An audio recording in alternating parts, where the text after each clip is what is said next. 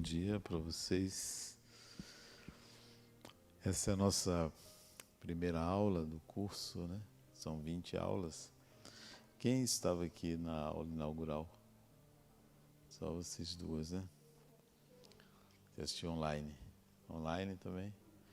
Online? Então tem uma ideia da nossa casa, só a Tainá que não tem, né? A nossa primeira aula é um panorama geral sobre o que é o Espiritismo, né? Vamos ter uma ideia disso. Mas eu acredito que vocês devem saber o que é, devem saber. Por isso que estão aqui. Se não soubessem o que é, estariam em outro lugar. Vieram aqui com uma intenção que diz respeito a essa palavra Espiritismo.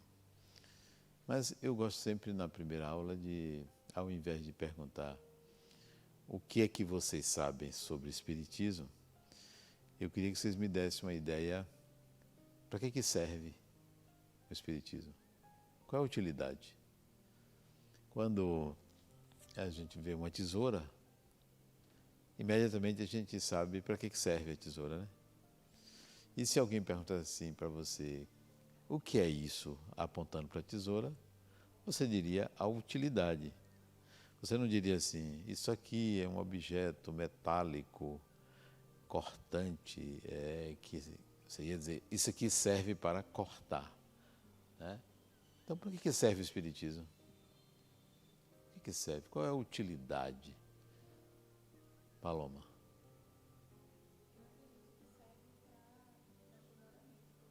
Serve para o aprimoramento pessoal e autoconhecimento. Para que serve o Espiritismo?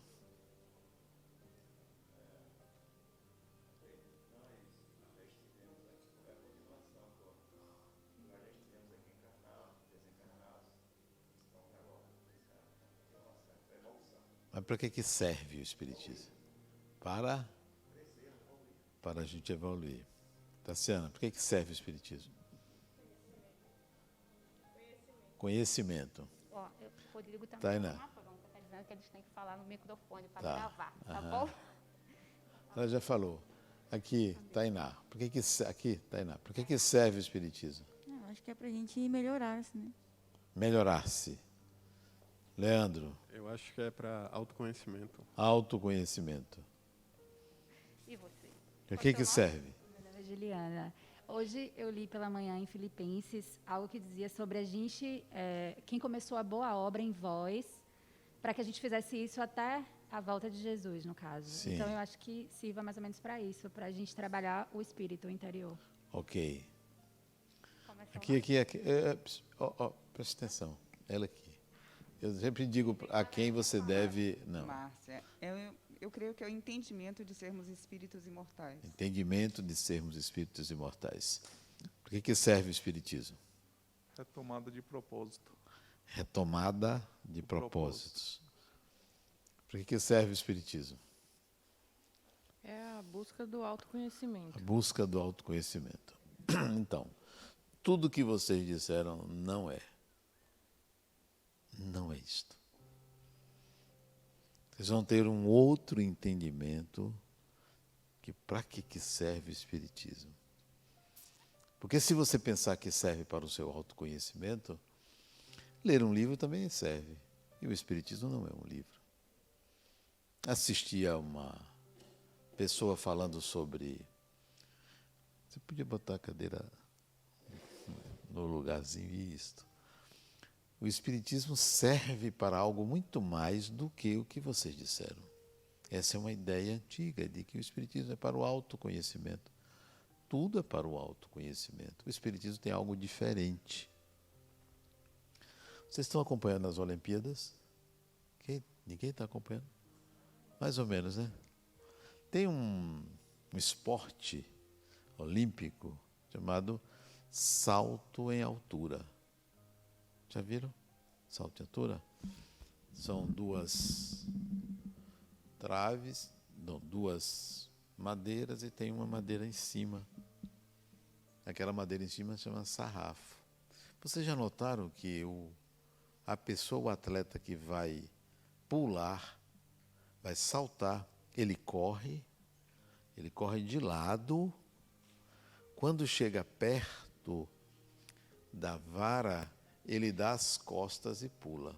Vocês já notaram que ele pula de costas? Todos eles pulam de costas. Não pulam de frente. A altura que eles alcançam, 2,54 m, 44 centímetros acima de uma porta. Olha que altura o sujeito pula. Geralmente eles têm 1,75 m, 1,80 m, pulam muito acima deles. Tainá, quanto você acha que você pularia? 50 centímetros você pula? 50 centímetros você pula? Pula, né? 1 metro você pula? Talvez, né? Se eu descer para 60 centímetros aqui, você pula? Paloma, você pula 50 centímetros? Pula 1 metro? 1,5 m?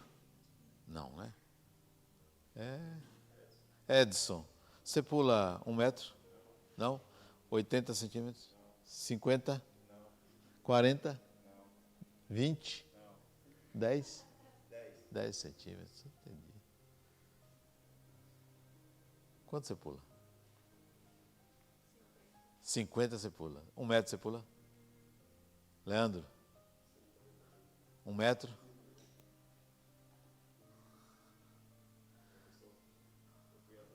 Foi atleta.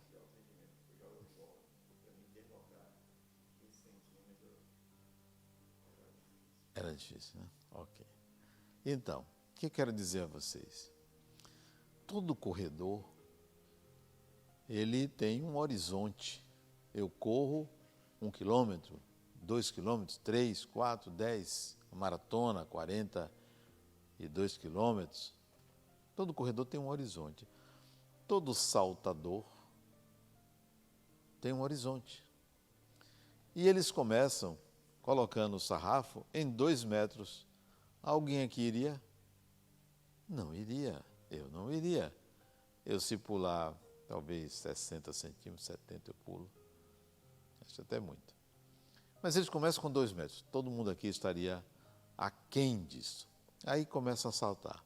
Todo mundo salta 2 metros. Aí eles sobem o sarrafo mais 2 centímetros. 2 metros e 2. Todo mundo pula. Os competidores. 2 metros e 4. Aí tem 1 ou 2 que perde. Sai. Sobe para 2 metros e 6. Vão subindo de 2 em 2. Aí fica uma meia dúzia, que eles passam a subir de 1 em 1, até ver a altura máxima, que é o recorde mundial. Esse é o horizonte do saltador de vara.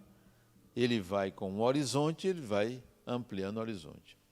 O Espiritismo, nunca esqueçam disso, serve para você ampliar seus horizontes existenciais e espirituais. O que é isso? Quando você nasce, cresce, estuda, você aprende que você está aqui nessa vida e que você vai morrer. E em contato com a religião, você aprende que você vai para um determinado lugar e que o seu comportamento dita que lugar você vai. Não é isto? Se você tem um bom comportamento, então eu estou bem. O que quer que seja a morte, eu estou bem. Você faz essa avaliação. Esse é o horizonte mais baixo que tem.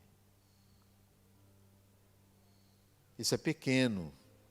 Você pensar que a sua existência é apenas para ter um determinado comportamento para alcançar um determinado lugar.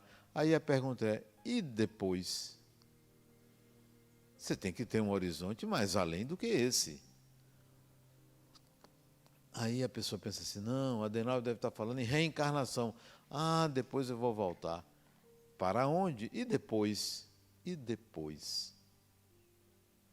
E se você me disser, não, eu vou voltar a viver de novo aqui para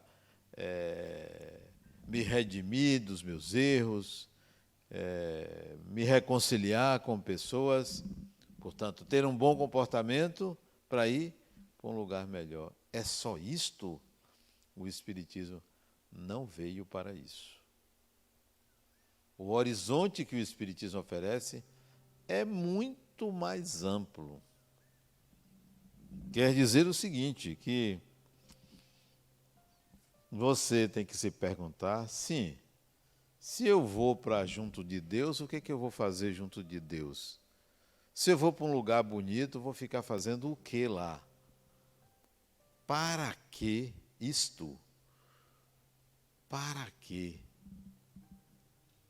E aí você vai começar a ampliar seus horizontes. Eu tenho que pensar o para que eu vivo, para que eu existo, não para que eu estou aqui. Para que eu estou aqui é muito simples, muito fácil. Para que eu existo? Qual é a finalidade do existir? Já que eu sou imortal, vou viver milhares de anos, para que isso? É isso que o Espiritismo lhe oferece, uma resposta ao para que você existe como espírito imortal. Alguma pergunta? Que silêncio, nem os mortos são tão silenciosos assim.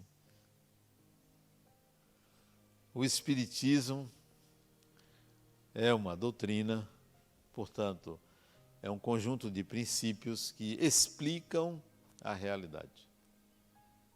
Explicam a realidade. A realidade material, a realidade espiritual. O Espiritismo não é uma doutrina que você precisa ter fé, acreditar. Não precisa acreditar. Alguém aqui precisa acreditar que o Sol existe? Não precisa acreditar que o Sol existe. Alguém precisa acreditar que essa cadeira existe? Não precisa acreditar. Não é uma doutrina de crenças. É uma doutrina em que você lida com uma realidade. Diga, dona Paloma. Quer fazer alguma pergunta? Edson, quer fazer alguma pergunta? Não? Leandro, quer fazer alguma pergunta? Seu nome é? Fábio, quer fazer alguma pergunta? Alguém quer fazer alguma pergunta? Espiritismo lida com realidade, não lida com crendices. É porque as coisas são. Eu não acredito, elas não deixarão de ser porque você não acredita. Eu não concordo, elas não dependem da sua concordância para existirem. Espírito é espírito em qualquer lugar do mundo, não depende de crença. O Espiritismo não é uma religião para que você passe a aceitar, a acreditar. É uma doutrina que explica uma realidade.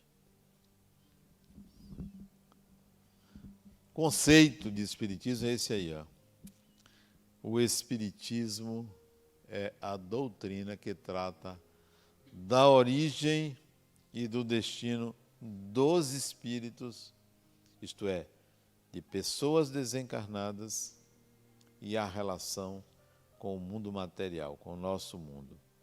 Não existe espiritismo sem espíritos, sem mediunidade, sem relação. Tudo que vocês aprenderam sobre sobrenatural, vocês vão ter que desconstruir e reconstruir um outro entendimento sobre o que é o espiritual. O espiritual não é o sobrenatural. O espiritual é tão real quanto esta cadeira, é tão real quanto a roupa que vocês vestem. É uma doutrina que trata de realidades, realidades espirituais.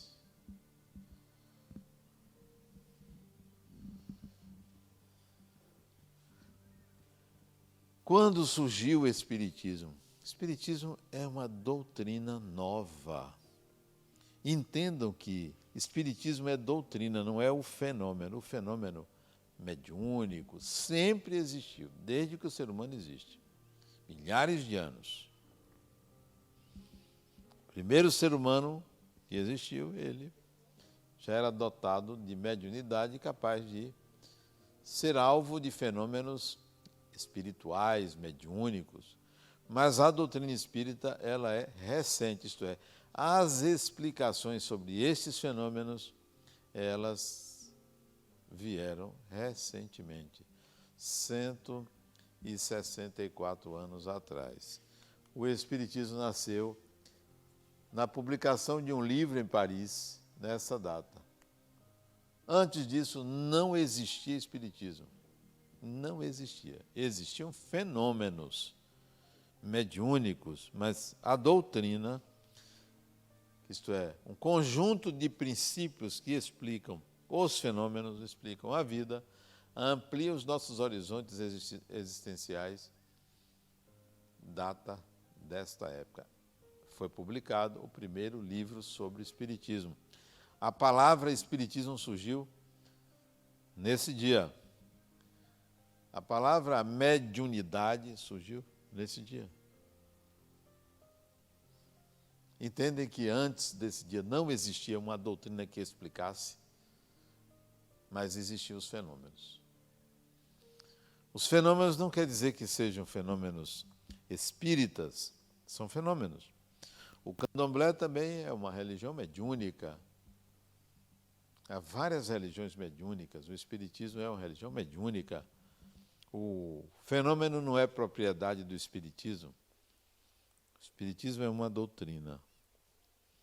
Busca explicar esse conjunto de fenômenos que são da natureza, são naturais, não são sobrenaturais.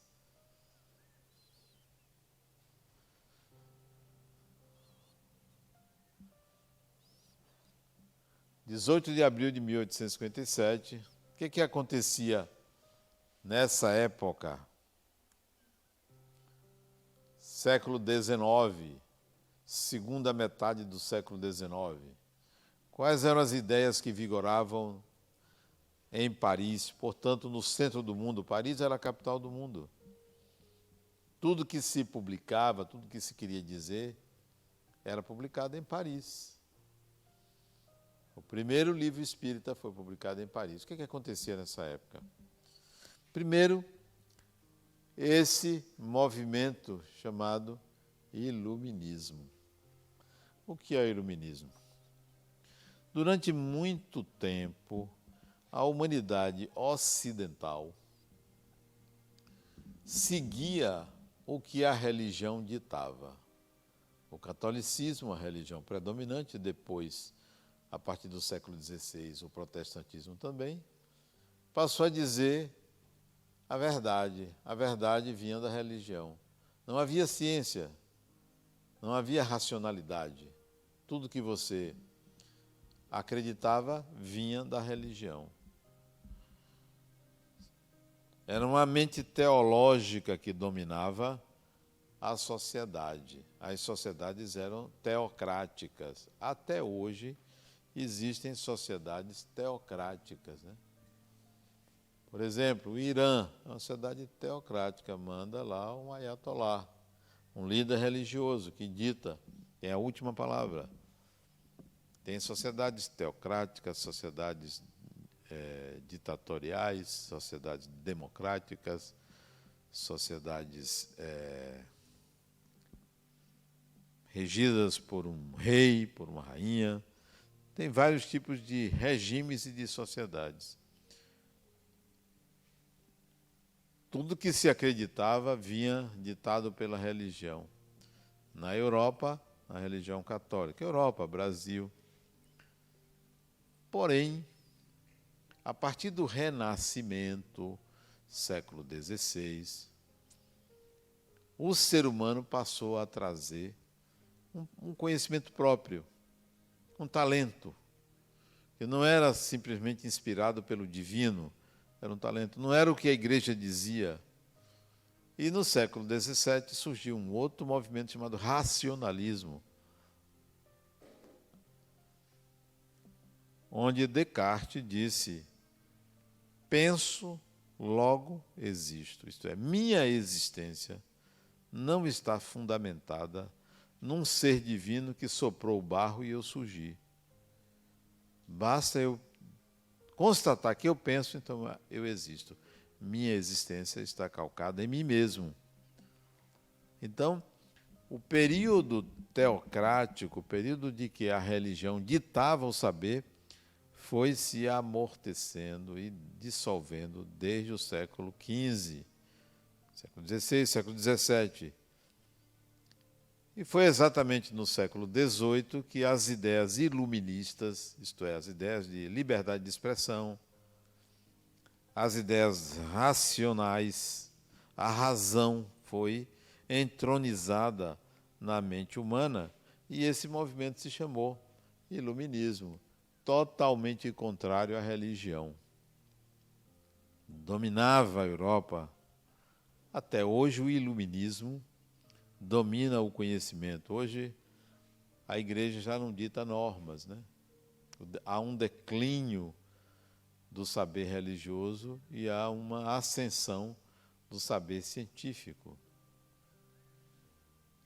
Então isso se chama iluminismo. O segundo movimento, século XIX, positivismo, nascimento das ciências.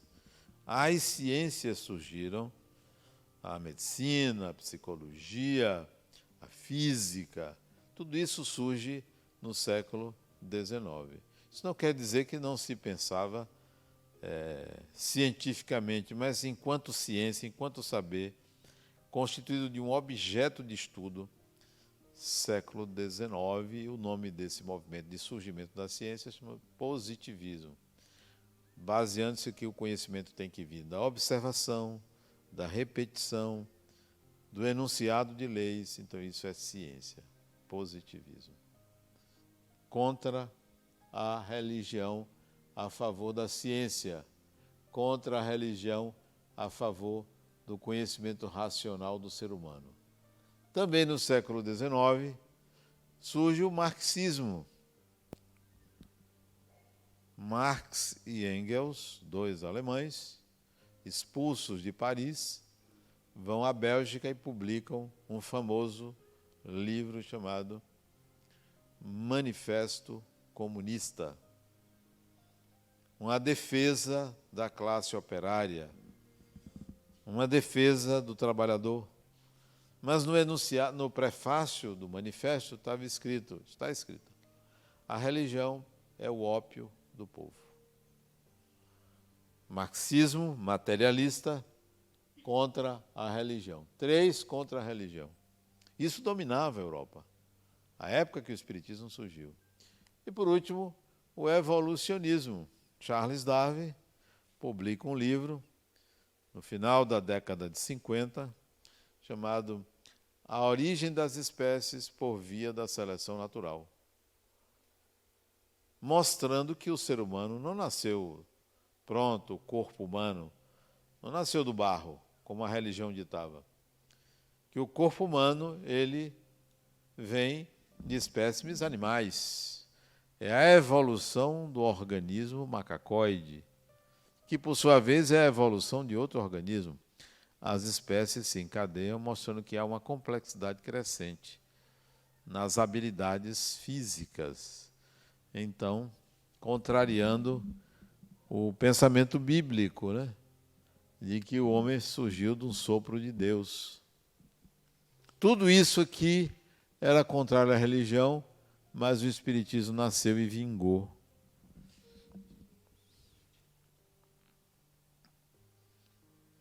Perguntas até aí?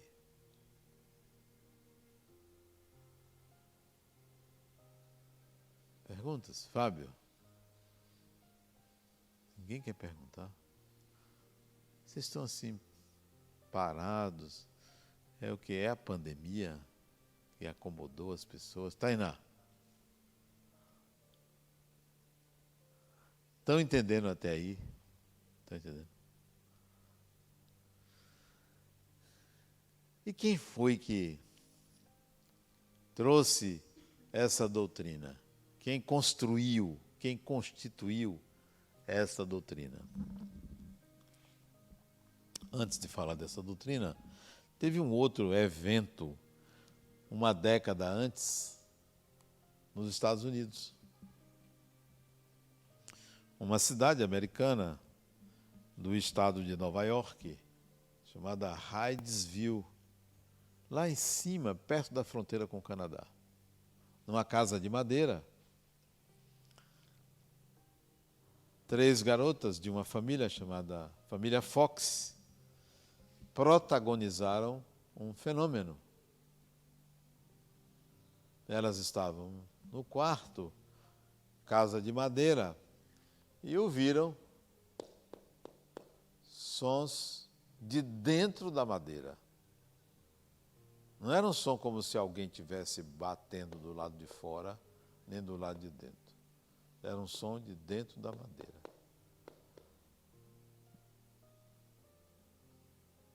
Uma noite ouviram, ou sentiram, a cama tremer. Que tal? E essas batidas eram diárias.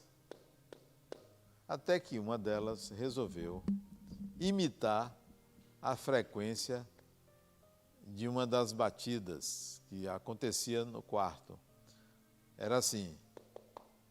Aí a menina resolveu fazer isso. Aí a batida fazia. Aí ela. Até que ela. A batida fez, digamos, 4 vezes. 1, 2, 3, 4. Aí ela fez uma só, mais forte. Aí a batida, uma mais forte. Ela passou então a ditar o ritmo das batidas. E viram que estava havendo uma comunicação com o quê? Não sabiam. Uma comunicação. Tinha algo ali por detrás. Aí estabeleceram uma convenção. Olha, eu vou bater uma vez é sim, 2 vezes é não. Aí a batida, uma vez. Você é uma pessoa? Uma vez. Você é uma mulher? 2 vezes. Não. Então começaram a fazer uma série de perguntas para saber o que estava acontecendo, quem estava por detrás. E depois estabeleceram um código alfabético. Letra A, não sei quantas batidas. Letra B, não sei quantas batidas. Como é seu nome? Charles Rosman. O que você fazia? Aí vinha a resposta. Isso dias. Eu era um mascate que passei por essa região e nesta casa, os donos da casa me mataram e me roubaram. E me enterraram na casa. E isso passou a ser conhecido na região, no estado de Nova York, no país, no mundo, a existência de um espírito que se comunicava por batidas com 3 meninas, adolescentes, pré-adolescentes, nos Estados Unidos. Então, parecia que estava começando um movimento de identificação de que não há nada de sobrenatural. O que há depois da morte são pessoas, como esse caso. Mas também aconteceu outro fenômeno, não em Hydesville, mas na Europa, chamado mesas girantes. Alguém sabe o que é? Mesas girantes? Não sabe? As mesas que se movimentavam sozinhas. Para quê? Como? Era assim, ó. Era numa sala, mais ou menos desse tamanho aqui, ó. Daqui até aquele pilar, até aquele pilar, até aqui e aqui. Uma sala desse tamanho, pequena. Cadeiras encostadas na parede e uma mesa no centro, uma mesinha. Sabe aquelas mesinhas que ficam nos cantos, que botam um jarrinho, que botava antigamente um telefone ali? Uma mesa de madeira com 3 perninhas. Ficava no centro da sala, como se fosse essa cadeira aqui. Ó. Só que era uma mesinha de madeira, mais ou menos dessa altura aqui. E todo mundo sentado em volta. Ninguém tocava na mesa. Aqui estava escrito no chão o alfabeto, de A a Z. No chão, as letras. Aqui estava escrito a palavra sim. Aqui estava escrito ao longo dessa linha de 0 a 9. E aqui, onde está a Tainá, a palavra não. Então, o alfabeto, os números, sim e não. E uma pessoa dessas que estavam encostadas na parede fazia uma pergunta e tinha uma outra que anotava.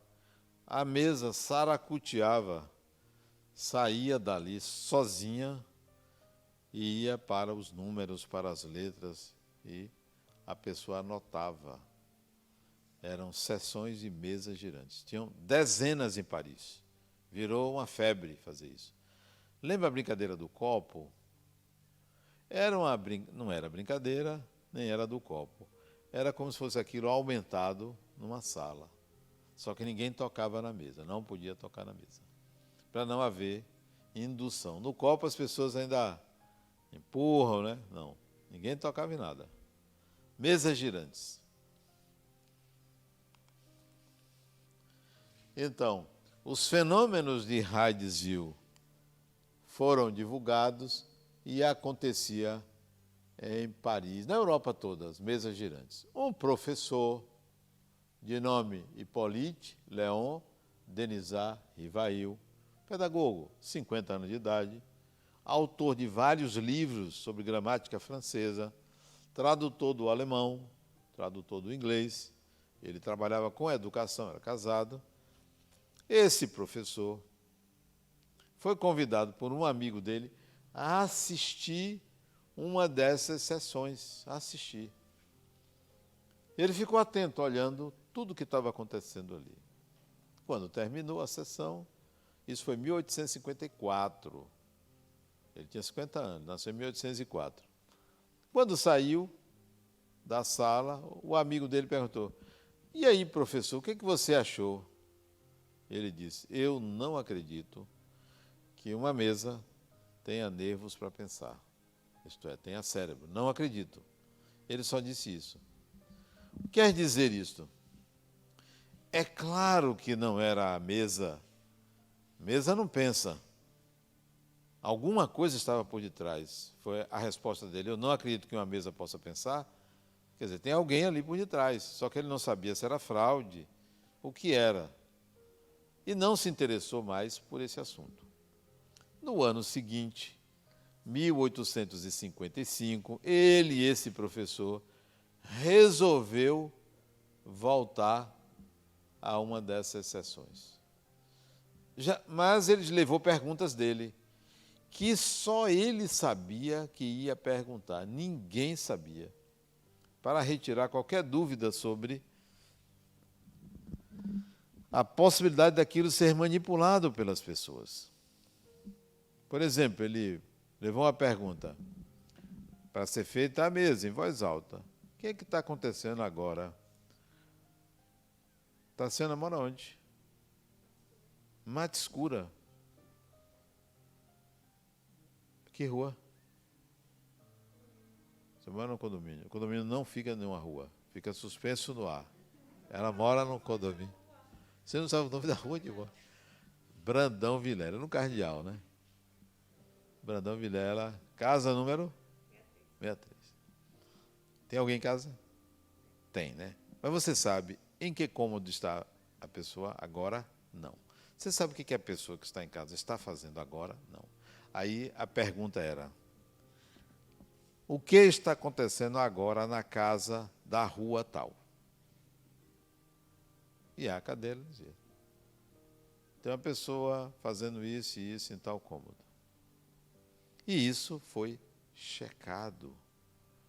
E, de fato, resultado, ninguém sabia que ele ia fazer aquela pergunta.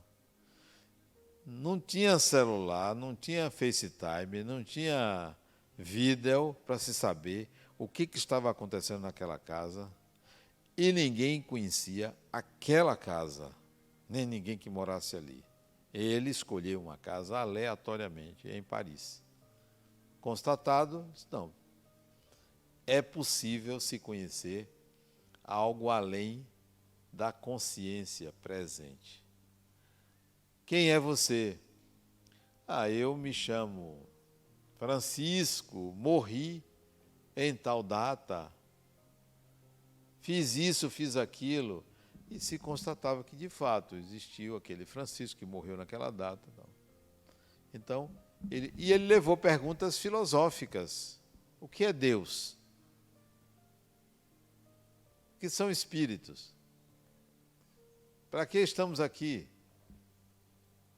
1019 perguntas foram feitas, não só naquelas sessões que ele ia, mas ele mandou essas perguntas para vários outros núcleos, inclusive de outros países. Recebeu as respostas e no ano seguinte, 1856, ele juntou tudo e publicou um livro chamado O Livro dos Espíritos. Como ele era um autor conhecido, um espírito disse a ele que ele, numa encarnação, foi um sacerdote, cujo nome era Allan Kardec. Para diferenciar os livros dos livros que ele escreveu, ele usou o pseudônimo de Allan Kardec. Mas todo mundo sabia que ele era o professor Hipólito Leon Denis Ribeiro. Só para diferenciar, ele passou a usar um pseudônimo. Allan Kardec é um pseudônimo. Aí surgiu o Espiritismo. Surgiu desta forma, com a publicação em 18 de abril dessa forma. Perguntas? Não é possível. Paloma tem uma pergunta? Como que foi a aceitação do espiritismo nesse momento, já que tantos movimentos estavam contra as religiões? A religião católica, né, mais especificamente. Olha o que aconteceu, Paloma. Os fenômenos espirituais sempre aconteceram. As pessoas até brincavam com isto. Algumas ridicularizavam. Casas mal assombradas, lugares mal assombrados, né? Aparições, pessoas que viam espíritos. Muitos relatos. Quando esse livro surgiu, ele foi ansiosamente lido, porque foi a primeira vez que surgiu um livro que explicava o que eram aqueles fenômenos. Então, logo se esgotou. Não foi tratado como uma religião, mas sim como um conhecimento que explicava algo que ninguém sabia o que era, como funcionava. O resultado disso é que o Espiritismo teve uma grande penetração na Europa. Porém,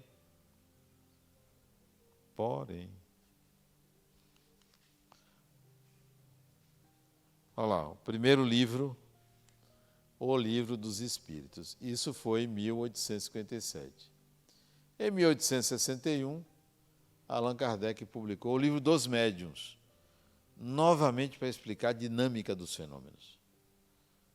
Foi procurado o livro, foi lido, novas edições, todos dois tiveram muitas edições.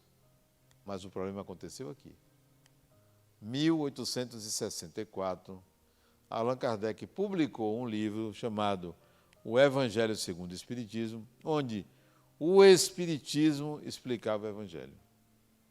E isso era privilégio da Igreja, do catolicismo, do protestantismo, é que explicavam a religião. E o Espiritismo passou a explicar o Evangelho. As máximas de Jesus. Isso foi como uma bomba atômica na Europa, né? O que é que a Igreja fez? Não fez em Paris, mas fez em Barcelona. Pegou os livros espíritas, que eram esses 3 só, queimou em praça pública. Queimou. O Espiritismo era uma formiguinha. Mas a igreja elevou o espiritismo à categoria de rival. Ora, eu lhe pergunto, se você ficar sabendo que um livro tem sido queimado, o que é que faz sua curiosidade? Eu quero saber o que tem ali. O efeito de queimar os livros espíritas foi o oposto do que os inquisidores, digamos assim, esperavam. Disseminou-se mais ainda, transformando o espiritismo em mais uma religião, porque esse livro trata especificamente do lado religioso. Aqui é do lado filosófico, aqui é do lado mais técnico, aqui é mais o aspecto religioso do espiritismo. Então o espiritismo foi transformado numa religião. Entendeu? Mas tem mais, eu vou chegar lá mais. Mais alguma pergunta? Diga, senhor Edson. Já é possível fazer aí uma diferença entre Kardec e Leon Diniz? Não. Não, né? Acho que a maioria não sabe quem foi Leon Denis. Não, sim, senhor. Leon Denis foi um escritor que escreveu sobre fenômenos espíritas e sobre espiritismo. É um escritor que escreveu muito também, mas não era um escritor doutrinário. Ele escrevia dele. O caso de Allan Kardec, ele não escrevia dele, ele escrevia o que vinha dos espíritos. Por isso que Leon Denis não se compara a Allan Kardec, porque o trabalho de Allan Kardec foi o trabalho de coletar respostas e publicá-las. Um ou outro comentário Allan Kardec fez, mas a obra era dos espíritos. O que mais?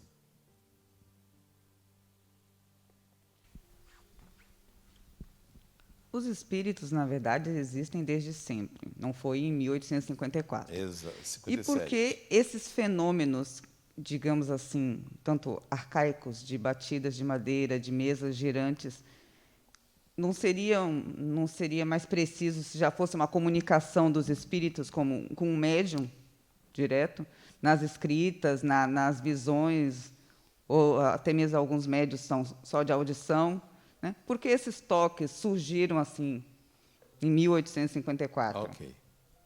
Não, os toques foram em 1848. Mas sempre existiram esses fenômenos de batidas, barulhos, né? Esse chamou atenção porque houve uma identificação. Eu sou fulano de tal. E existiu, de fato, o mascate. Bom, mas por que esses fenômenos só vieram a acontecer nessa época e não há 1000, 2000 anos atrás alguém explicar? Porque se você pegar a Bíblia, o Antigo Testamento foi escrito 1600 anos antes de Cristo. Está repleto de fenômenos mediúnicos, aparição de anjos, aparição disso, daquilo, intervenção no comportamento humano, nas sociedades, está repleto de fenômenos mediúnicos. Mas não havia uma doutrina que explicasse. Por que não havia? Porque a mentalidade, a cultura de época não admitiria, não tinha amadurecimento para surgir esse tipo de informação. Precisou o iluminismo surgir. Sem o iluminismo, o que aconteceria com Allan Kardec? Seria queimado em praça pública. Não havia amadurecimento. É como você querer ensinar uma criança de 1 ano de idade como é que ela acende o fogão. Não tem como você ensinar uma criança de 1 ano de idade como é que acende o fogão. Vai se queimar, vai ser um problema sério. Então, o espiritismo surge numa época em que a mentalidade coletiva aceitaria aquele tipo de explicação. Okay.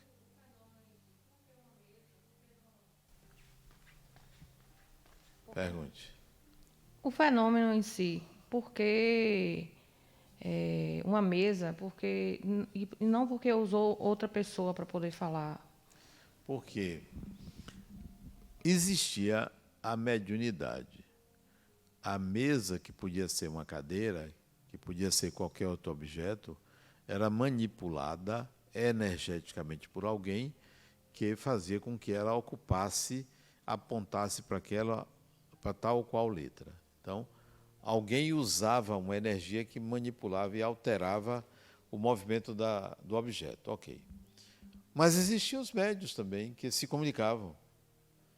As mesas girantes foi um tipo de comunicação que Allan Kardec utilizou. Vários médiuns, sobretudo jovens, 13, 14, 15, 16 anos, também davam comunicação e ele anotava. Ou psicografavam com pena, mas o que acontecia? Tinha que molhar a tinta, colocar, borrava tudo. Então, a opção de fazer pelo fenômeno de efeitos físicos era mais rápido do que você fazer com caneta tinteiro. Porque não tinha esferográfica, não tinha lápis. Diga, Fábio. Isolado também, né? Não tinha que acreditar em uma pessoa, né? Era um fenômeno. Exatamente, visto. ainda tinha isso. Vinha de um ser humano, podia ser fraude, mistificação, e ali era mecânico. Ninguém pegava, ninguém tocava, entende? Mas isso foi se aperfeiçoando. Passou-se a se usar lápis. E o que acontecia quando era usado uma das meninas? A mocinha era vendada, botava uma venda bem acochada nos olhos para não ver nada, uma das mãos amarrada, para não estar manipulando alguma coisa, pessoas em voltas para observar.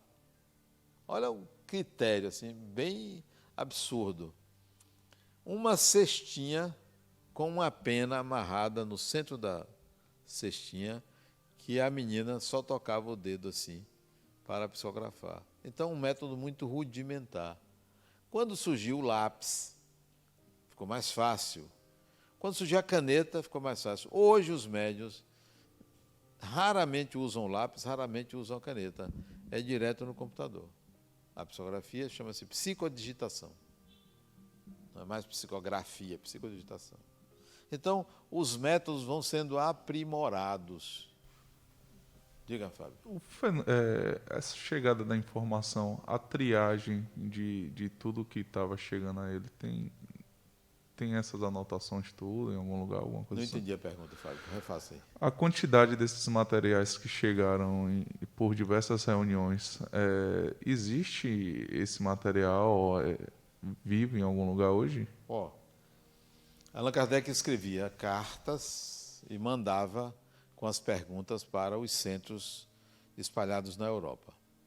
E eles respondiam por carta. Então ele tinha um material muito grande.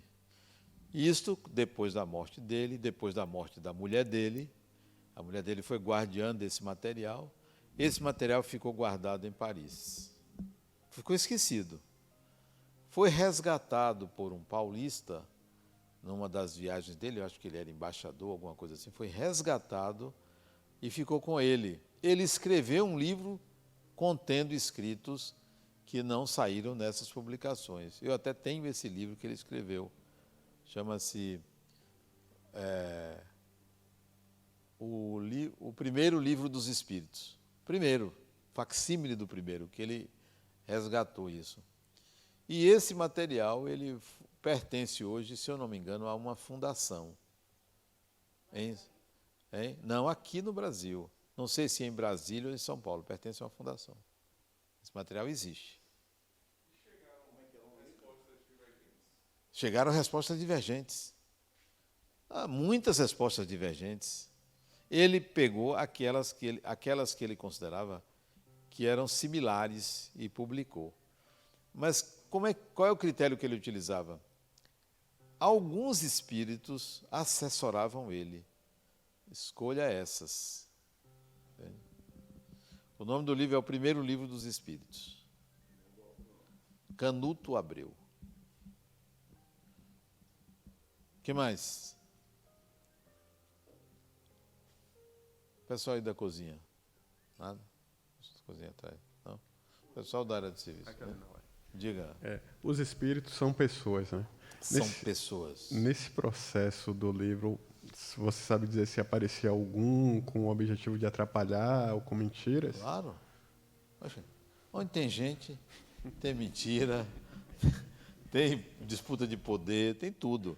Aí, foi bom você ter feito essa pergunta. Aí, Allan Kardec publicou esse livro, O Céu e o Inferno, em 1865, contendo depoimentos de espíritos dizendo onde estavam, o que sentiam, dizendo que não existe céu, que viviam em aglomerações, como se fossem cidades, que viviam bem, felizes, satisfeitos, e espíritos doentes, ou espíritos de pessoas que queriam prejudicar.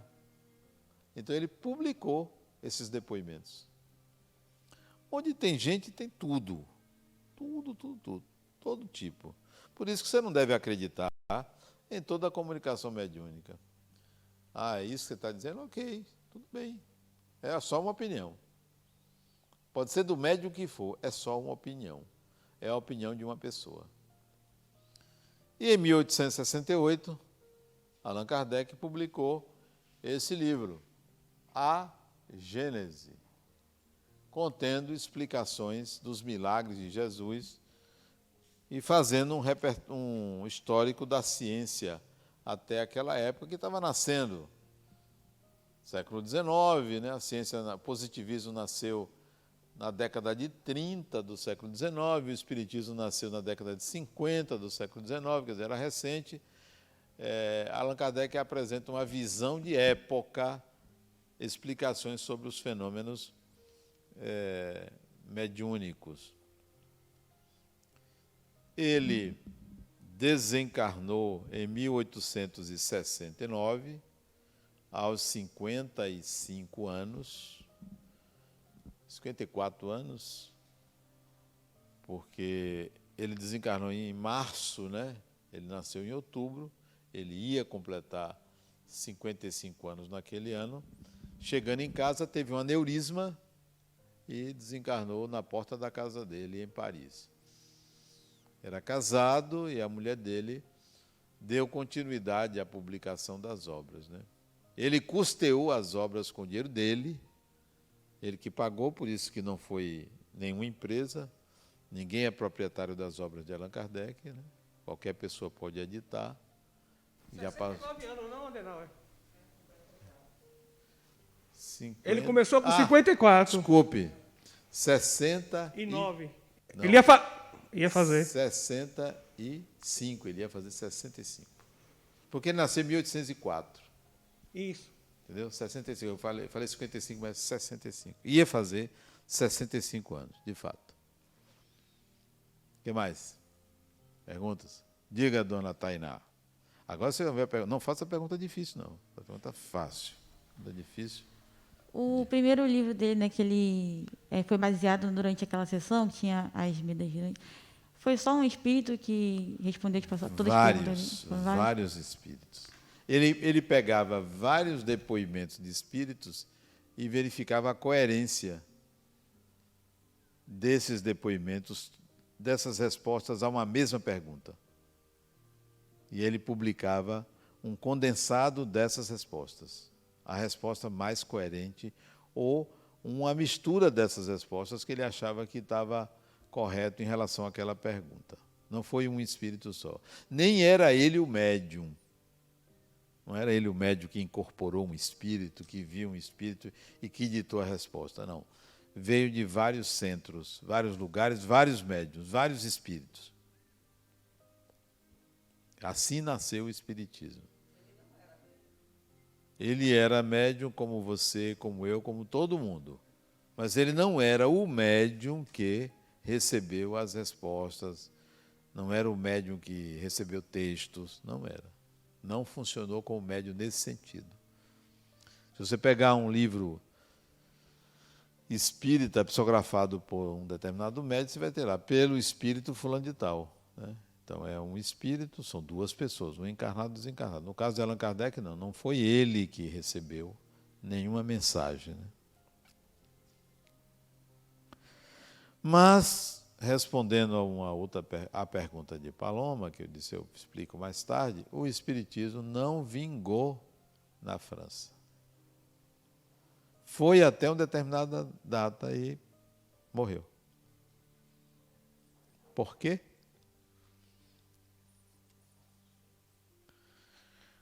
A Europa, ela sofreu muito com a religião. A Inquisição serviu também para matar a crença das pessoas. A fé. O que aconteceu? Houve uma queda da procura das religiões na Europa. Você vai encontrar igrejas lá como museus. A grande maioria não funciona. Não tem nada a ver com pandemia, estou falando antes da pandemia. Não funcionou. E esse é um fenômeno mundial. Mundial. O cristianismo tem tido quedas significativas do número de adeptos. Você vê aqui no Brasil, o número de ordenações sacerdotais é muito pequeno. Antigamente você tinha 20 mil ordenações sacerdotais por ano. Isto é, 20 mil pessoas procuravam ser padres ou freiras por ano. Hoje não chega a 1.000. A procura diminuiu muito. Salvador dizia-se que Salvador tinha 365 igrejas. Não tinha. Tinha um pouco mais. A maioria fechada. Antes de pandemia, eu estou falando, não é agora não. Fechadas. Uma ou outra tinha um padre assim mais moderno, a igreja enchia. Salvador tem pouco mais de 400 igrejas. Centros Espíritas Salvador tem 210. Salvador. Terreiros de Candomblé tem quase 1.000. Que tal? Ou mais de 1.000.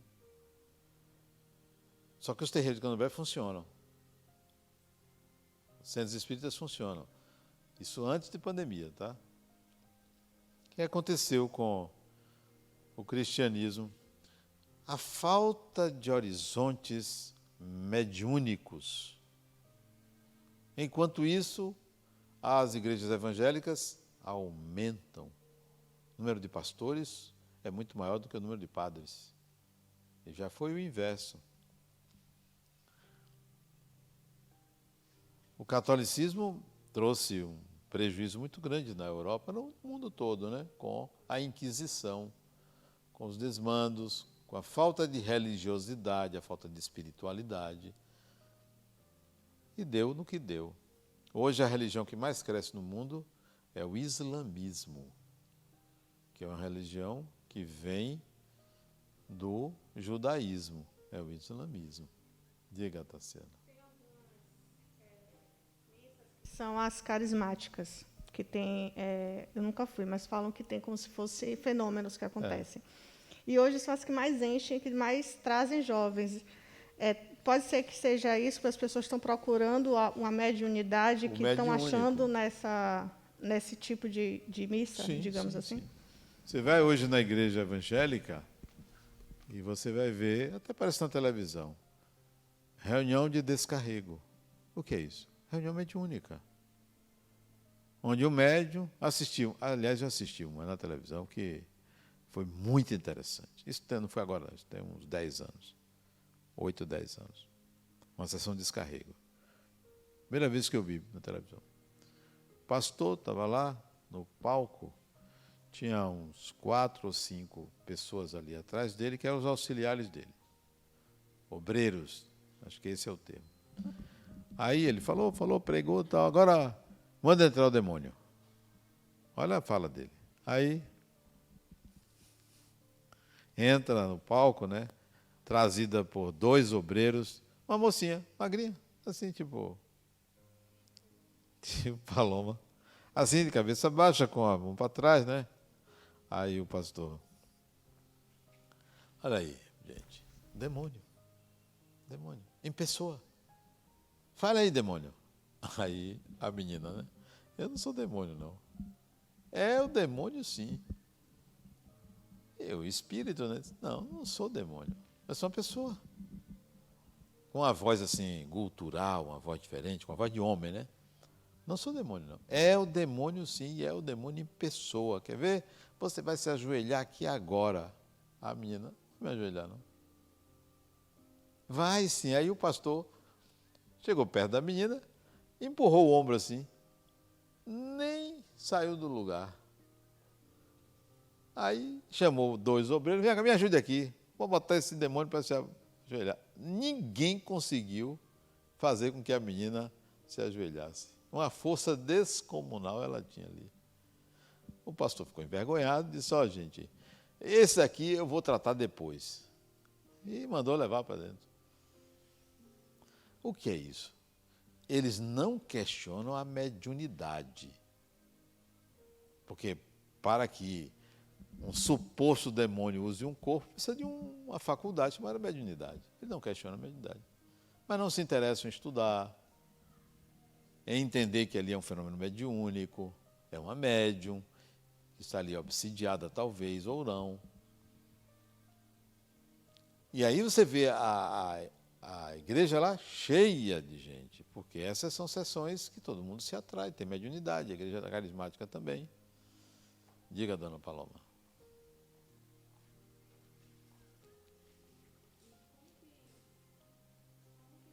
Não chegou até o Brasil, ou até Salvador, mais especificamente. Chego lá. Daqui a pouquinho eu chego. Estou no caminho, estou no meio do caminho. Estou vindo. Obrigada. Então, esse declínio religioso não se deu apenas por causa disso aqui, também por causa da Inquisição, que machucou as pessoas. Nenhum pai ou mãe queria botar filho para ir para a igreja, porque poderia ser sacrificado, queimado. Aí, depois da morte de Allan Kardec, que era um estudioso, que era alguém que estava se dedicando a disseminar o espiritismo, foi morrendo. Hoje, Paris não tem 1 dúzia de centros espíritas. Paris. Salvador tem mais. O Brasil tem quase 10 mil centros espíritas. Brasil. São Paulo é onde tem mais. 10 mil. Quando você vai para outros países, Alemanha, França, Espanha, Inglaterra, Suíça, tem vários centros espíritas espalhados pelo mundo. Tudo de brasileiro. O espiritismo virou uma religião brasileira. Eu falo lá nos Estados Unidos, tem centros espíritas em quase todos os estados americanos. Tudo de brasileiro. Eu vou lá falar na Suíça, vários centros espíritas, tudo de brasileiros. França, até a França, brasileiros. Inglaterra, brasileiros. Espanha, brasileiros. Portugal, por causa da língua, tem de brasileiros e tem de portugueses. É o segundo país mais espírita do mundo. O primeiro é o Brasil, com quase 10 mil centros espíritas. Portugal tem 120. Salvador tem mais centros espíritas do que Portugal. É uma religião brasileira. Por quê? O que aconteceu com o espiritismo e o Brasil?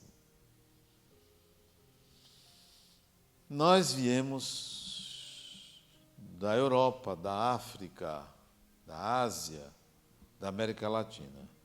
Brasileiro é um cidadão de uma pátria jovem, 500 anos, menos até, porque as primeiras expedições colonizadoras foi a partir de 1532, então nós não completamos 500 anos desde a primeira colonização, que vieram os portugueses para morar aqui, 1532. Então, o europeu chegou aqui e encontrou o quê? O índio, cruzou com o índio. E surgiu um habitante, um brasileiro misto do europeu com o índio. Mas a partir de 1540, mais ou menos, ou um pouquinho antes, as primeiras caravelas trazendo escravos negros começaram a vir. A escravidão já existia. Durou até o século XIX, mas começou no século XVI. Aí vieram os negros. Se misturaram aos brancos, aos índios, aos cafusos, e aí surgiu o brasileiro. Quem é o brasileiro? Ele tem 3 tipos de DNA. É o único país do mundo cujo povo tem o DNA negro, o DNA índio, o DNA europeu. O brasileiro. Único. Único. Você vai em outro país, tem 2. Ou um só DNA. Aqui, o brasileiro não tem cara. O brasileiro é uma mistura, né? Ah, mas eu sou branco. Não confunda cor de pele com DNA, genoma. Pode ter a brancura que for, mas está misturado. O que aconteceu com o Espiritismo, então? Aqui na Bahia, desde 1865, existiam grupos espíritas. 1865. Aqui na Bahia tinha um jornalista chamado Luiz Olímpio Teles de Menezes, que publicava um jornal chamado Eco de Além Túmulo, um jornal espírita, 1865, que ele comentava as obras de Allan Kardec, as que tinham saído. Ele falava o francês, o espiritismo era uma religião de elite, como até hoje. Veja os carros aí na porta. Todo mundo endividado. Cartão de crédito no vermelho, mas tem o carro aí fora. O pobre, a classe D e E, vem ao centro espírita para quê? Para receber o farnel. Porque o espiritismo é uma doutrina que exige estudo. Estudo. O brasileiro não lê um livro por mês. Não lê. Não temos tradição de leitura. Mas, já em 1865, existia uma elite cultural no Brasil, não só na Bahia, que já estudava o espiritismo. No final do século XIX, por volta de 1890, os livros foram traduzidos do francês para o português. Aí o Brasil passou a ter livros espíritas na sua língua. Não só de Allan Kardec, como de Leon Denis e de outros espíritas que escreviam.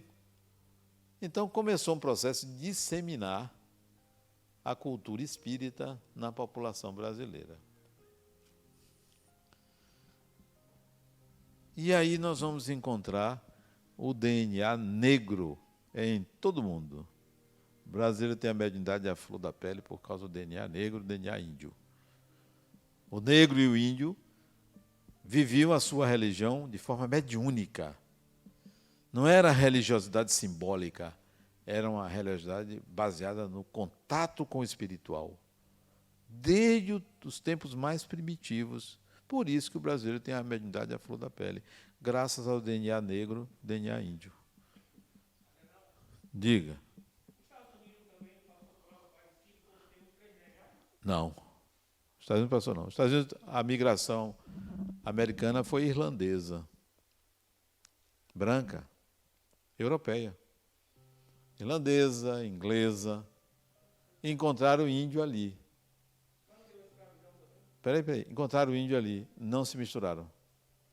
Vieram os escravos lá da África, até falavam português. Da África, não se misturaram, não. Você vê como é o racismo americano. É radical. Poucos negros se casam com brancos. Poucos brancos se casam com negros. Aqui não. Aqui é uma mistura maravilhosa. Ó, olha aí. Olha que pele maravilhosa, né? Fora o restante, mas estou falando da pele. Não misturou, não. Só aqui. Só aqui. Você pega o índio americano, quando o inglês chegou em Nova York, lá 500, 600 anos atrás, para tomar conta daquela terra, encontrou um índio culto que queria comerciar. que já tinha uma cultura avançada, avançada não, uma cultura tão boa quanto a cultura europeia, de valores, de experiência. O português chegou aqui e encontrou um índio primitivo, extremamente primitivizado. É diferente, muito diferente. Totalmente diferente. Então, o Espiritismo chegou aqui, Paloma, e encontrou esse DNA, a mediunidade no povo. Todo mundo aqui tem um frio, sente um friozinho quando... Não no frio, né? Um arrepio. Será que tem alguém aqui? O alemão não está nem aí, não tem esse negócio, será que tem alguém aqui? Não tem, nem pensa sobre isso. O chinês nem pensa sobre isso. O brasileiro tem a sensibilidade à flor da pele por causa dessa miscigenação cultural. Maravilhosa miscigenação cultural. Mas aconteceu outro fenômeno. O Espiritismo era elite, né? Elite. Francês, ou quem lia, palestras. Mas, em 1931, 4 décadas depois das traduções do francês para o português, dos livros, né? Um fenômeno brasileiro mudou o Espiritismo. Qual é o fenômeno? Chico Xavier. Pronto. Começou a psicografar, 1931, primeiro livro que ele psicografou. Começou a psicografar livros populares, popularizou o Espiritismo. 410 livros ele psicografou. Disseminou o Espiritismo no Brasil. Aos 4 cantos. As obras dele são referenciais para o entendimento do Espiritismo. Então, é uma religião brasileira. Por causa da mediunidade, por causa do fenômeno Chico Xavier. Nasceu mineiro, nasceu em 1910. Aos 5 anos de idade, ele via a mãe, que conversava com ele. 5 aninhos. Nunca teve dúvida, nunca teve medo. Uma criança de 5 anos vê a mãe, vai ter medo? Não vai ter medo. E aí pronto, foi a mãe, depois outras pessoas. Milhares de personalidades passaram pela mente dele. Milhares. Não é 2, 3 pessoas, não. Ele psicografou milhares de autores. Fulano, Cicano, Beltano, nasceu em tal lugar, morreu aonde, morreu disso. Tudo documentado, tudo claríssimo. Não é aquele negócio assim, não, eu acho que eu vi um espírito. A mediunidade de Chico Xavier é uma mediunidade profunda, clara, límpida. Disseminou o Espiritismo no Brasil e no mundo. Por isso que veio para cá. Na França não cabia. Em país nenhum outro cabe. Não cabe o Espiritismo. Como eu disse, eu vou para fora, falo em toda a Europa, Estados Unidos, parte da América do Sul, sempre para brasileiros. Em alguns casos, porque tem um nativo, tem tradução para o inglês, para o alemão. Mas é para brasileiros. Perguntas? Princípios básicos do Espiritismo. Conceitos básicos do Espiritismo. Deus. Pergunta número 1 do Livro dos Espíritos. O que é Deus? Não é quem é. O que é? Que coisa é essa? Que negócio é esse? O que é Deus? Resposta clara e precisa. Deus é a causa primeira de todas as coisas. E somente isso. Se você bota Deus é amor, é você que está botando. Deus é Pai, Deus é misericórdia. Isso tudo é adjetivo que você usa. Deus é só uma causa. Nada mais do que isso. Se você quiser colocar algo mais do que isso, é seu.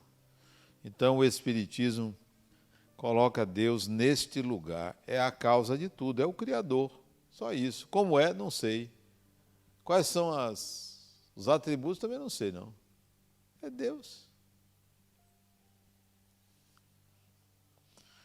Esse é o conceito de Deus no Espiritismo, a causa primária de todas as coisas. Isso quer dizer que cada um de vocês tem o seu Deus particular, que você usa, né?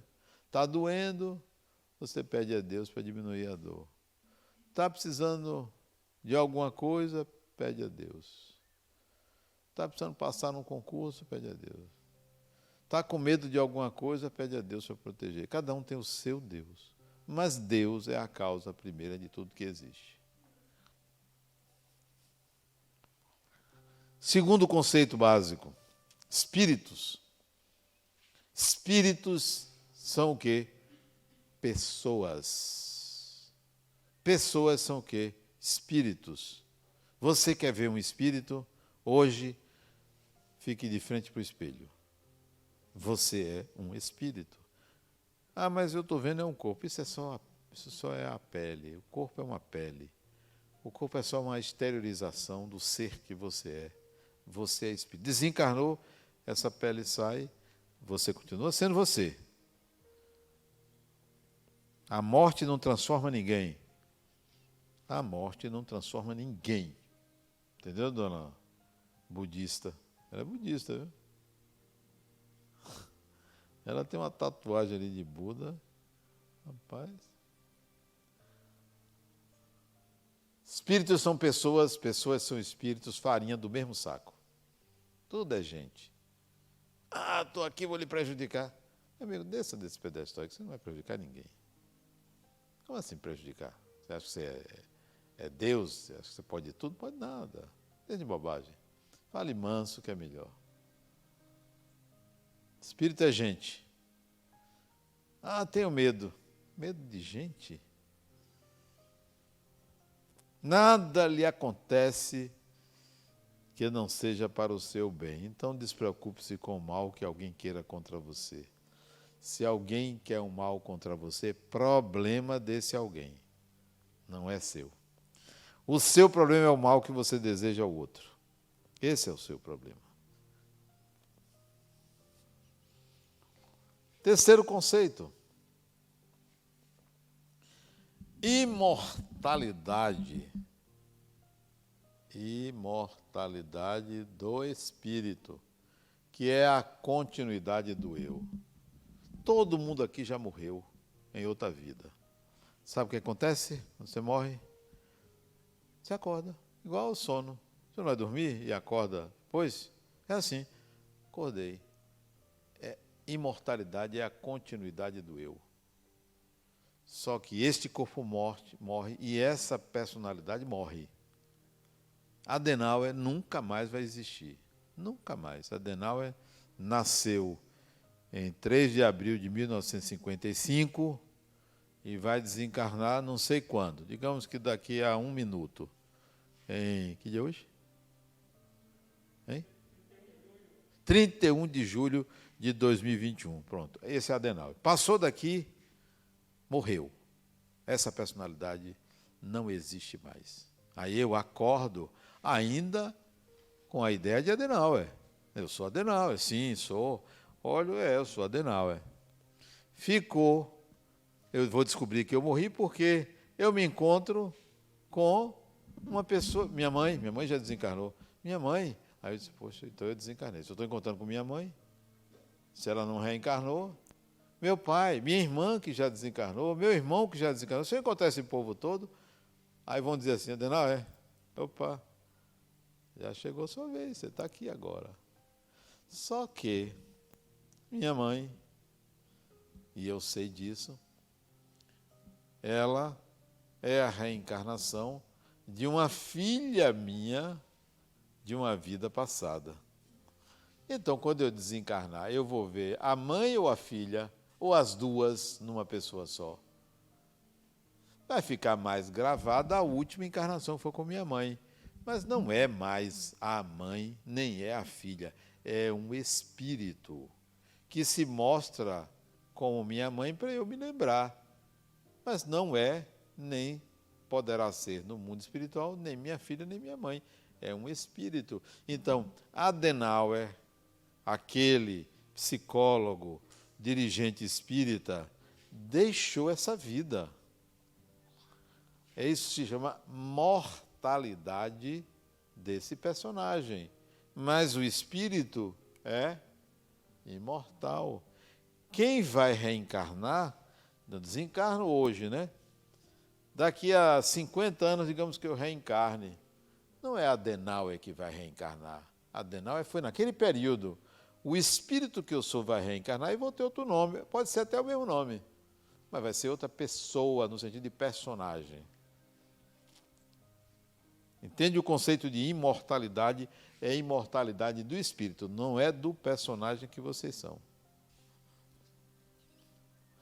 Entendeu, Tainá? Entendeu, Fábio? Paloma? Edson? Tassiana? Esqueci o nome. Leandro. Entendeu?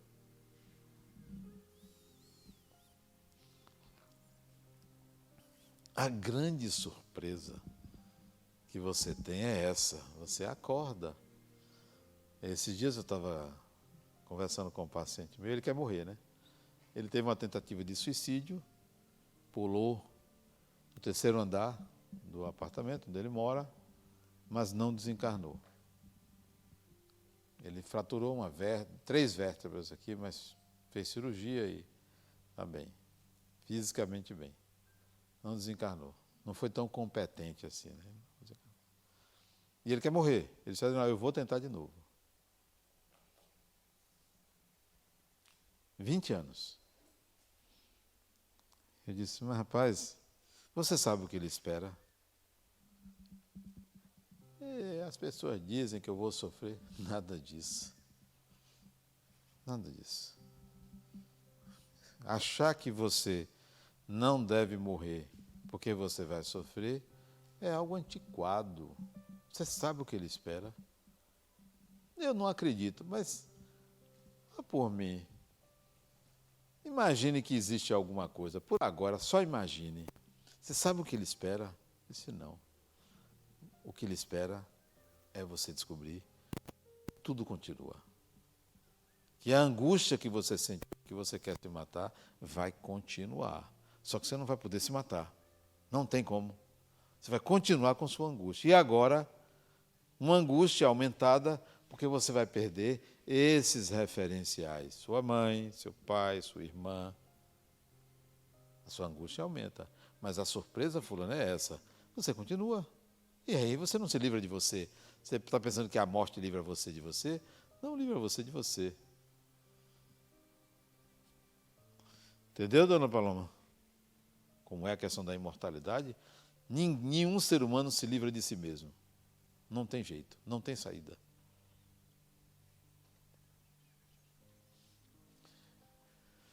Evolução do espírito. Eu tenho até que horas? Ah, bom. Ainda tem um tempinho, né? Diga lá. Bom dia, Adenauer. Bom dia. Em relação a esse suicida, candidato a suicídio, né? Como é que é feita essa condução por sua parte, em relação ao ser psicólogo, ao ser espírita e ao ser aqui na Terra? Você podia fazer perguntas mais fáceis, né? Você viu que ela me imprensou na parede, não é? Mas eu vou imprensar ele aí, eu vou ver como é que ele se sai dessa. Olha, não é não. Eu sou espírita desde jovem. Eu tenho 66 anos, eu comecei a estudar espiritismo com 17. Eu tenho quase 50 anos estudando espiritismo. E sendo espírita, claro, até hoje. Mas, há alguns anos atrás, talvez 31, 32 anos atrás, eu assumi a minha condição de espírito. Porque uma coisa é você ser espírita, aderir a uma doutrina. Outra coisa é você se ver aquilo que a própria doutrina diz que existe. Então, eu aderi. Então, eu sou espírita, mas me percebo espírito, em evolução. Me tornei psicólogo. Eu atendo desde 1994. Tem 27 anos que eu atendo pessoas profissionalmente. Então, eu sou um psicólogo e sou um espírita. Melhor dizendo, eu sou um espírita psicólogo, mas eu não sou um psicólogo espírita. Então, no meu consultório, está lá o psicólogo. Mas qual é a visão desse psicólogo? É uma visão de que eu estou atendendo um espírito.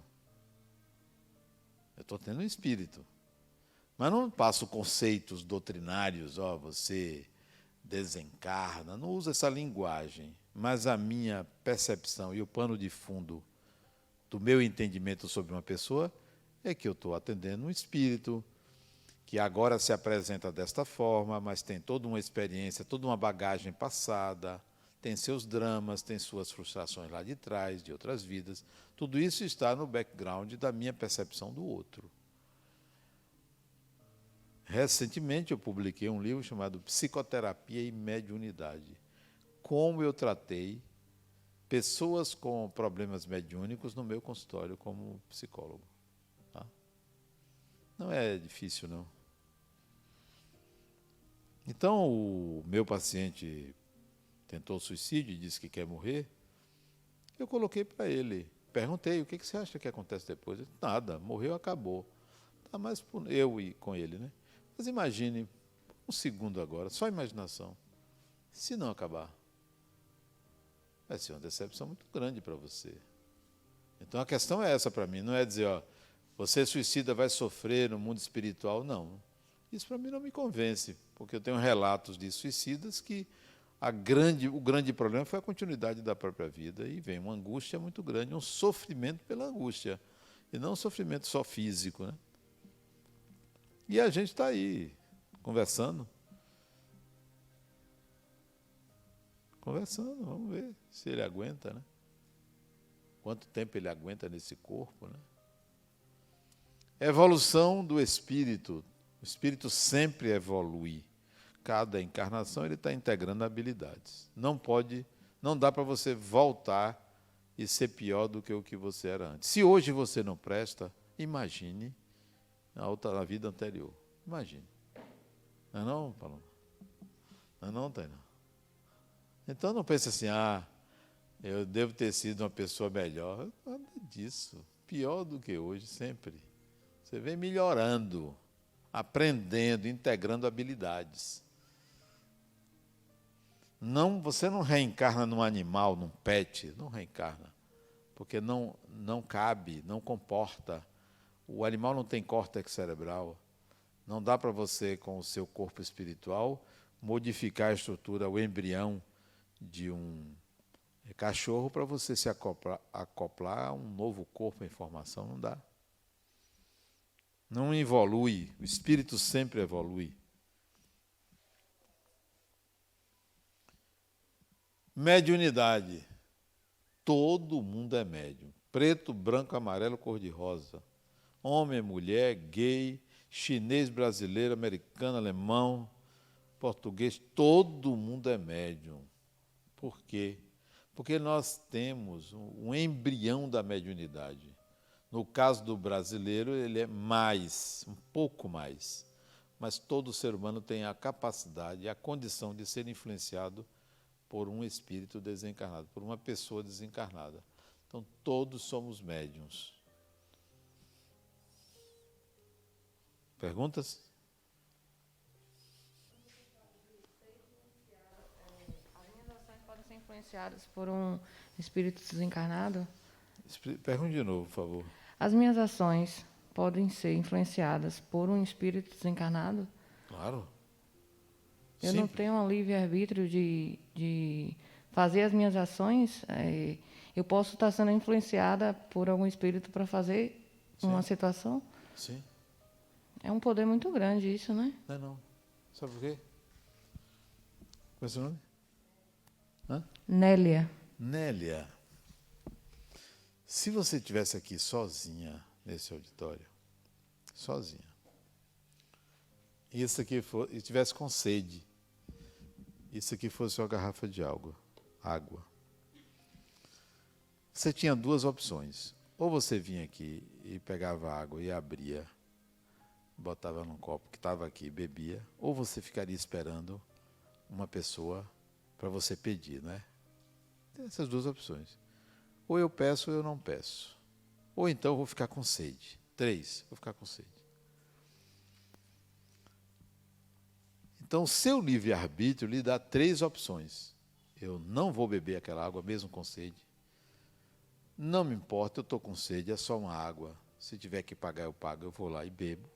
Ou então eu vou esperar chegar alguém para pedir, posso beber aquela água? 3 opções. Livre-arbítrio seu. Mas imagine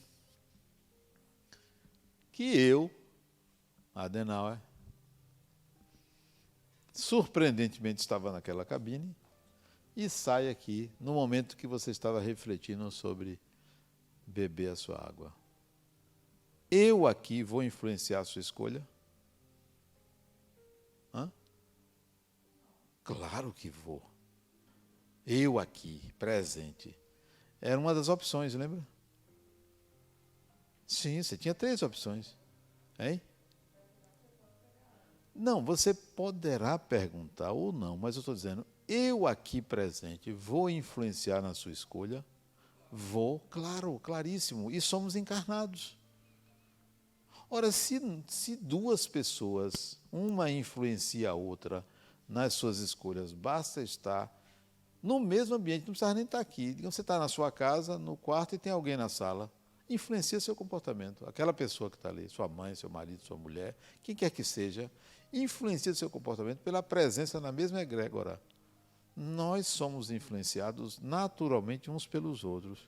Que dirá um espírito, que é uma pessoa, que se aproxima de você, você não registra conscientemente, mas há uma conexão entre um e outro. Você altera seu comportamento, mesmo que eu não queira lhe influenciar, mas você altera seu comportamento. Então, os espíritos influenciam os encarnados influenciam os espíritos, naturalmente, mesmo sem intenção. Todos somos influenciáveis.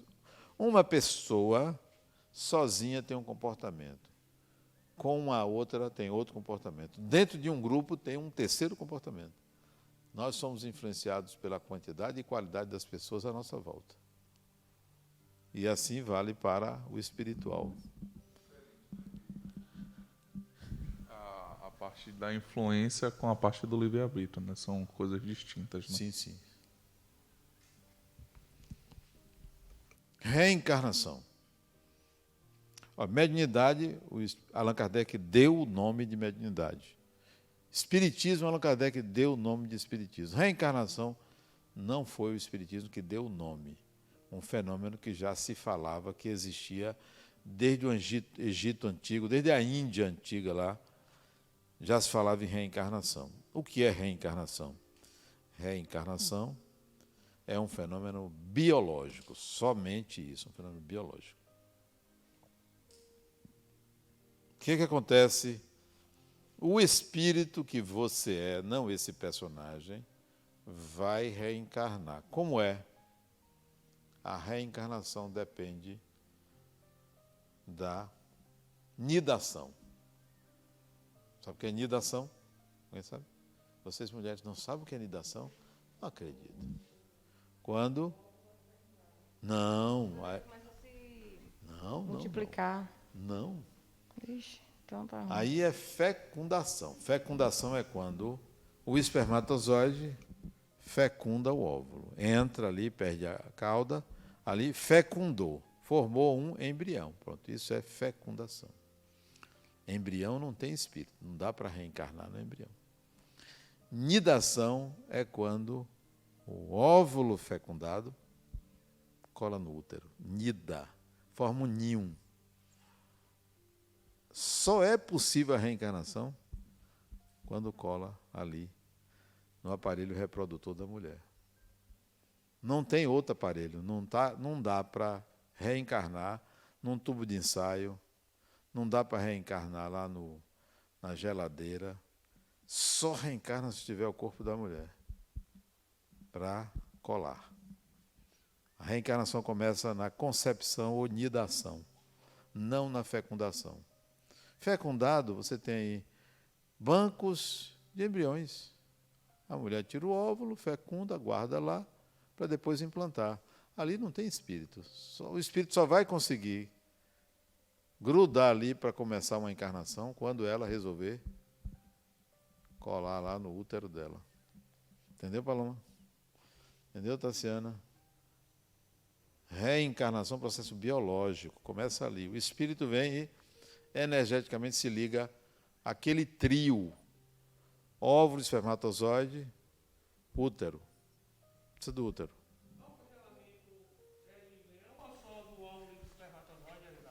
Não, você pode congelar óvulos, pode congelar embrião. As duas coisas.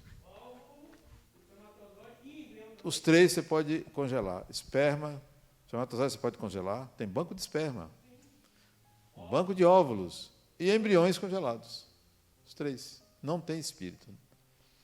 Agora, quando a mulher pega lá o óvulo fecundado, por exemplo, o embrião, colou ali, abriu-se a possibilidade da reencarnação. Diga, Tassiana. Por isso que a gente tem algumas mulheres que têm a gravidez é bastante conturbada, porque já é algo relacionado à reencarnação daquele espírito que está ali. Eu tenho uma paciente, por exemplo, que foram 8 tentativas de fertilização sem conseguir. O organismo dela perfeito, tudo perfeito. Ela tentava sem fertilização, não conseguia. Fecundou um óvulo, in vitro, colocou, perdeu. Perdeu. 8 tentativas ela perdeu. Isso está relacionado com o processo de aprendizado dela e o espírito reencarnante que não conseguia agregar ao corpo. Às vezes é o mesmo. Eu tenho uma paciente que ela tentou engravidar, não conseguiu. Tentou, não conseguiu. Aí, isso, acho que ela teve 2 abortos só, espontâneos, né? E isso depois de anos, ela tentando, não conseguiu, ela resolveu adotar. Adotou uma meninazinha, que hoje já tem 16 anos, isso é uma história de 16 anos atrás, adotou uma menina. No mês seguinte à adoção, ela engravidou naturalmente. Que tal? Engravidou, tem uma outra. Não é que estava esperando, ela teve que pagar um pedágio. Né? Teve que pagar um pedágio aí. Ó, você paga um pedágio aí, adote para você merecer engravidar, né? No caso dela, né? Toda mulher isso.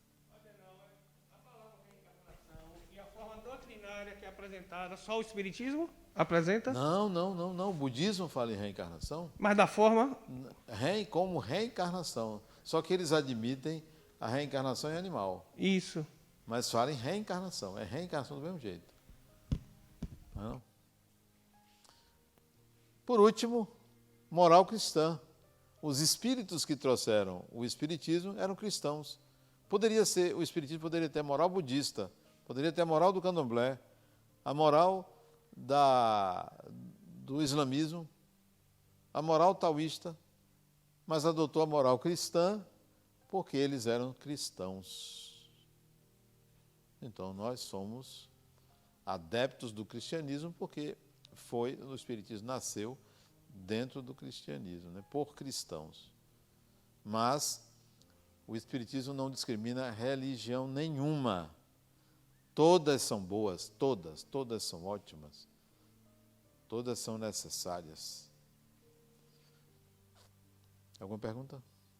Qual a participação de Bezerra de Menezes e Antônio Luiz Saião na estrutura do Espiritismo no Brasil? Nenhuma.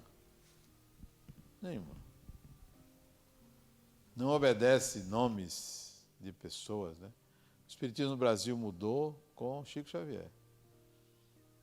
Espiritualmente não tem relevância se Bezerra de Menezes participou, Antônio Luiz Saião, Bittencourt Sampaio e outros da Federação Espírita Brasileira. O Espiritismo veio para cá porque não tinha saída. Para onde ia? Qual é o país mediúnico? Brasil. Só podia vir para cá. Bom, eu agradeço a vocês.